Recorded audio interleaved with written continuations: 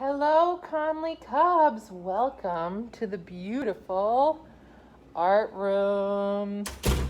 So as you can see, besides, you know me always being barefoot, I'm gonna look even more ridiculous because I'm gonna have this mask on and this face shield.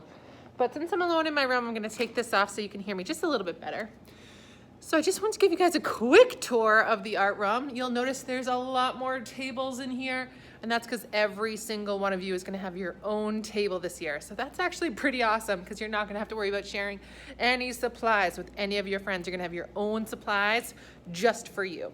This windowsill area is gonna be filled with cubbies, and everybody's gonna get their own cubby filled with their own supplies, and you're gonna come in one by one, grab your supply, bring it to your art table, and then you're not gonna have to worry about sharing it with other people. We get to be a little greedy this year, and that's okay just for this year, because you don't have to worry about anybody else borrowing a colored pencil or anything like that. You're gonna have your own.